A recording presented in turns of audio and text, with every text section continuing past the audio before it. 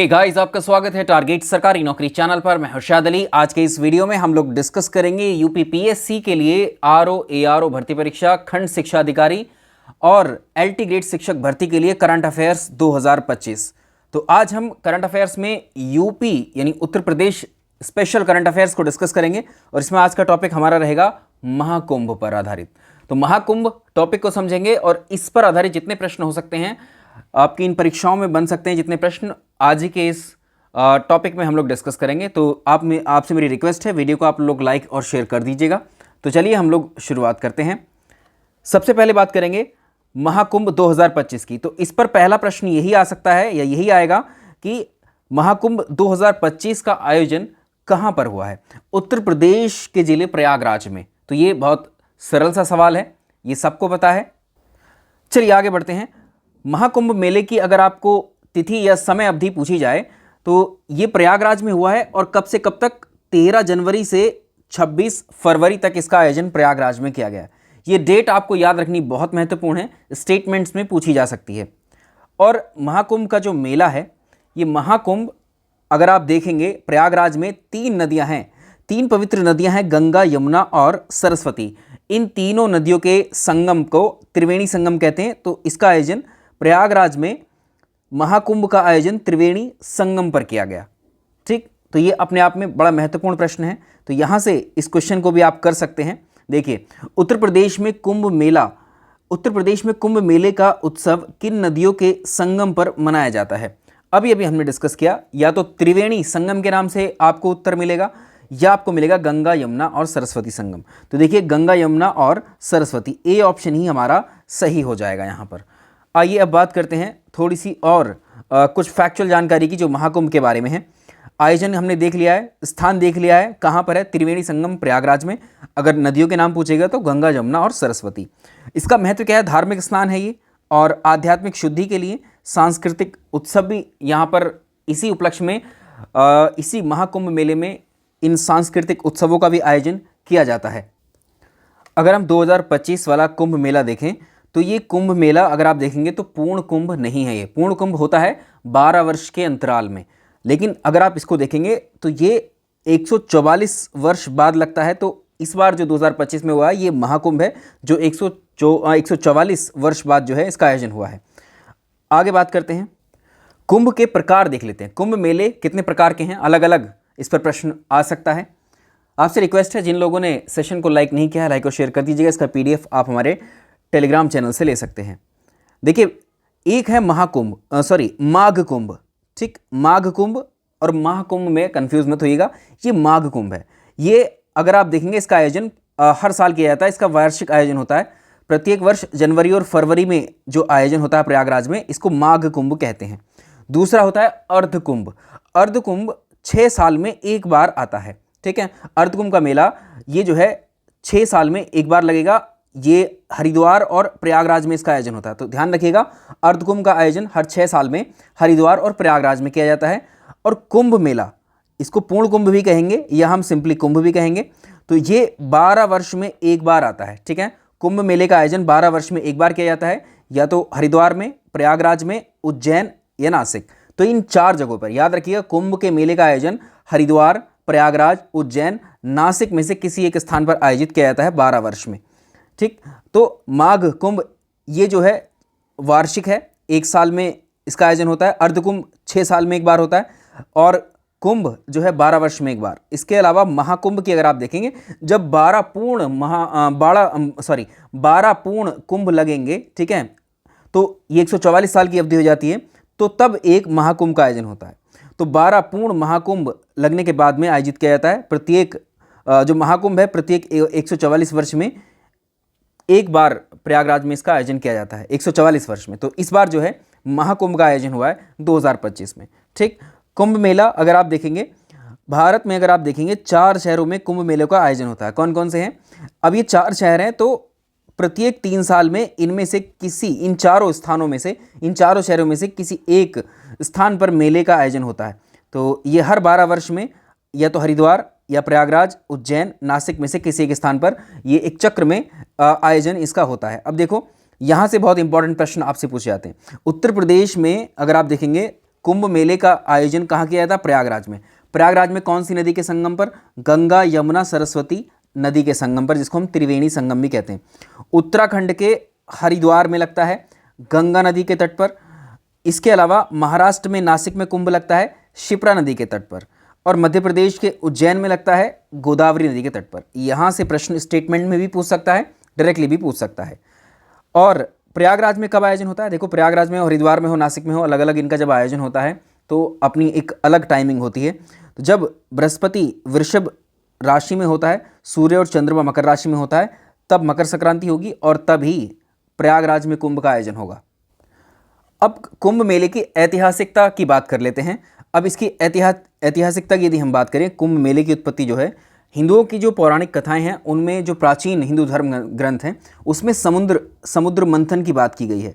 समुद्र मंथन क्या है? इसमें समुद्र मंथन के अनुसार देवताओं और राक्षसों के बीच में एक तरीके से अमृत को लेकर के लड़ाई हुई थी। तो जब इस लड़ाई में ये अमृत जो है अलग अलग 4 शहरों में जो है इसकी कुछ बूंदें गिरी थी। और इन्हीं जो 4 स्थान हैं, 4 शहर हैं, ये प्रयागराज, हरिद्वार, उज्जैन और नासिक, जहाँ पर ये बूंदें गिरी गई, यहीं पर इस मेले का आयोजन करवाया जाता है। तो प्रयागराज में हर 144 साल में एक बार महाकुंभ का आयोजन होता है। इस आयोजन की भव्यता अगर आप देखेंगे तो शाही स्नान इसमें होता है, स्नान अनुष्ठान, आध्यात्मिक प्रवचन होते हैं इसमें, जीवंत सांस्कृतिक जुलूस कार्यक्रम आदि यहाँ पर इनका आयोजन होता है। आगे चलें, वर्ष 2022 में हरिद्वार में कुंभ मेले का आयोजन किया गया था। इसके अलावा हरिद्वार, प्रयागराज, नासिक, उज्जैन में अगर आप देखें, इनमें से एक पर हर तीसरे वर्ष कुंभ का आयोजन आपको देखने को मिलेगा, हर 3 साल में एक बार। आगे चलते हैं। अब इसमें एक बड़ी इंटरेस्टिंग चीज़ हम लोग डिस्कस करेंगे, यहाँ से प्रश्न आ सकता है आपकी परीक्षा में। यूनेस्को है, यूनाइटेड नेशन, संयुक्त राष्ट्र की एजेंसी है जिसका नाम है UNESCO, United Nations educational, scientific and cultural organisation है यूनेस्को। संयुक्त राष्ट्र का एक घटक निकाय इसको कहेंगे, ठीक है। इसके द्वारा यूनेस्को ने जो कुंभ मेला है, यूनेस्को के द्वारा कुंभ मेले को वर्ष 2017 में मानवता की अमूर्त सांस्कृतिक विरासत की प्रतिनिधि सूची में शामिल किया है। वर्ल्ड अगर आप देखेंगे इसको तो ये प्रश्न बड़ा इंपॉर्टेंट यहाँ से बन जाता है कि यूनेस्को ने किस वर्ष जो है कुंभ मेले को मानवता की अमूर्त सांस्कृतिक विरासत की सूची में शामिल किया है। 2017 में यूनेस्को ने कुंभ मेले को पवित्र घड़े का त्योहार कहा है। आप जानते हैं कुंभ का अर्थ कलश या घड़े से लगाया जाता है, ठीक। और भारत में यूनेस्को के द्वारा मान्यता प्राप्त 43 मूर्त विरासतें हैं, जिसमें वर्ल्ड हेरिटेज साइट 43 हैं।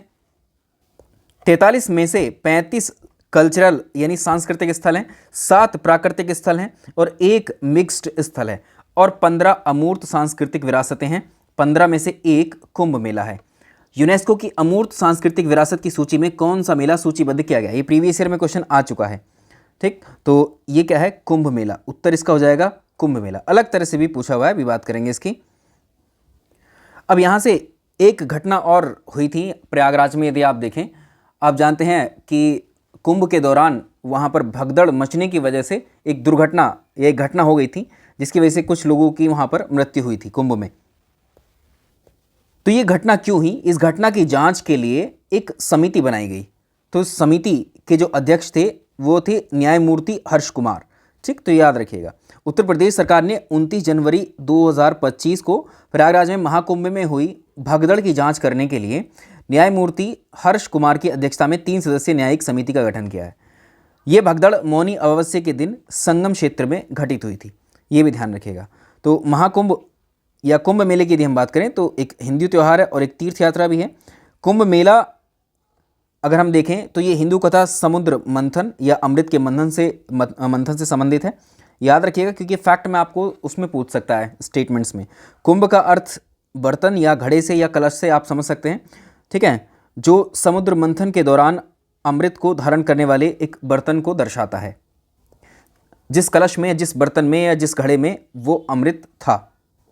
अब एक टॉपिक सा हमें छोटा सा नजर आया इसमें, अमूर्त सांस्कृतिक विरासत क्या होती है, इंटेंजिबल कल्चरल हेरिटेज क्या होती हैं, इस पर बात कर लेते हैं। अमूर्त सांस्कृतिक विरासत से मतलब होता है जो सांस्कृतिक प्रथाएं होती हैं हमारी, ठीक है, जो परंपराएं चली आ रही होती हैं, जो भी अभिव्यक्तियां अपने धार्मिक या संस्कृति में हम लोग एक्सप्रेस करते हैं, उन्हीं को अमूर्त सांस्कृतिक विरासत में रखते हैं। इसमें मौखिक परंपराएं हो जाएंगी, प्रदर्शन कलाएं हो जाएंगी, अनुष्ठान हो जाएंगे, सामाजिक प्रथाएं हो सकती हैं, उत्सव कार्यक्रम आदि हो सकते हैं। पारंपरिक शिल्पकला हो सकती है, प्रकृति ब्रह्मांड आदि का ज्ञान इसमें शामिल हो सकता है। तो अमूर्त विरासत के उदाहरण में जैसे मौखिक परंपराएं, इन्हीं में से लिया है हमने, प्रदर्शन कलाएं, स्थानीय ज्ञान, पारंपरिक कौशल, ये सब बौद्धिक, ये संस्कृति के बौद्धिक घटक हैं।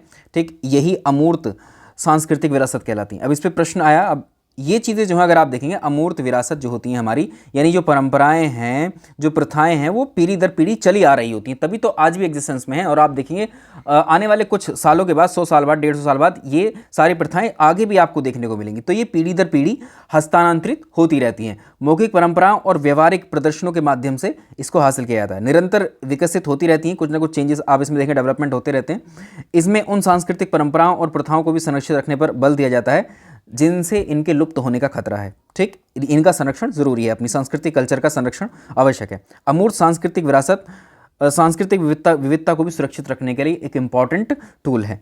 आगे चलते हैं।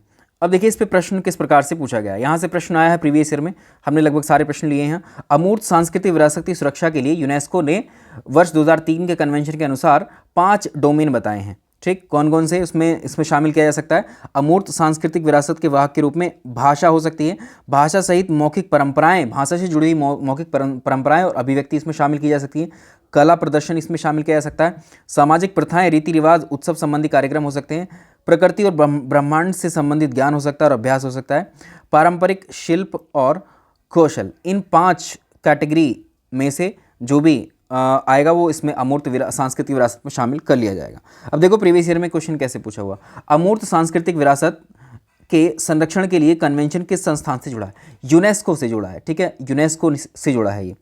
वर्ष 2017 में यूनेस्को ने भारत के किस स्थान को मानवता की अमूर्त सांस्कृतिक विरासत के रूप में मान्यता दी? हमने अभी बात की, कुंभ मेले की ही बात की है।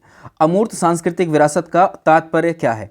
इसका तात्पर्य जो हमने संस्कृति बताई है, संस्कृति की जो बौद्धिक वस्तुएं हैं, जिसके बारे में हम अभी डिस्कस कर ही चुके हैं आपसे, तो ध्यान रखिएगा। अब हम बात करते हैं भारत की अमूर्त सांस्कृतिक विरासत की सूची में कौन कौन से। हमने अभी कहा कि 15 स्थल ऐसे हैं, 15 विरासत ऐसी हैं, जैसे इसमें वैदिक मंत्रोच्चार की जो परंपरा है, इसको भी यूनेस्को की अमूर्त सांस्कृतिक विरासत की सूची में शामिल किया जा चुका। 2008 में किया गया था। 2008 में 3 चीज़ों को किया गया था। रामलीला और रामायण का जो पारंपरिक प्रदर्शन होता है क्षेत्रों में भारत के, उसको शामिल किया गया। कुट्टियाट्टम एक संस्कृत रंगमंच है ये, ठीक है, संस्कृत का प्ले है ये 2008 में इसको भी शामिल किया गया था। तीनों को शामिल किया गया था। ठीक है, आइए इसमें देखेंगे रामायण है। इसके अलावा कभी प्रश्न इनमें से भी पूछ दे तो हमने सारी लिस्ट यहाँ पर आपको दी है। ठीक है, योग को वर्ष 2016 में अमूर्त सूची में शामिल किया गया। कुंभ मेले को 2017 में शामिल किया गया। कोलकाता की जो दुर्गा पूजा है, कोलकाता में दुर्गा पूजा का आयोजन होता है, इसको 2021 में शामिल किया गया अमूर्त विरासत लिस्ट में। और गुजरात का जो गरबा है, गरबा नृत्य को 2023 में शामिल किया गया। ठीक है, अभी लेटेस्ट वाले भी आपको याद रहेंगे। अब देखेंगे आगे, लास्ट की तरफ चलते हैं इसके। तो महाकुंभ मेले का आयोजन 13 जनवरी 2025 को पोष पूर्णिमा स्नान के साथ शुरू हुआ और 26 फरवरी को महाशिवरात्रि के दिन इसका समापन हुआ। अब देखो, हरिद्वार में, प्रयागराज में, नासिक, उज्जैन में जो आयोजन होता है कुंभ मेले का, उसके लिए एक स्पेशल समय होता है। ये कुंभ मेला उस समय आयोजित होगा हरिद्वार में जब सूर्य मेष राशि में होगा और बृहस्पति कुंभ राशि में। प्रयागराज में तब होता है जब सूर्य मकर राशि में होता है। और नासिक में तब लगता है जब सूर्य और बृहस्पति एक ही राशि में होते हैं। उज्जैन में तब लगता है बृहस्पति सिंह राशि में और सूर्य मेष राशि में। तो कभी इन पर भी प्रश्न आपसे पूछा जा सकता है। ठीक है, तो ये हो गए महाकुंभ पर आधारित इंपॉर्टेंट टॉपिक और प्रश्न हमारे। वीडियो आपको पसंद आया तो लाइक और शेयर कर दीजिएगा। मिलते हैं आपसे नेक्स्ट क्लास में। Thank you so much. Next class में हम अवार्ड्स एंड ऑनर्स को डिस्कस करेंगे।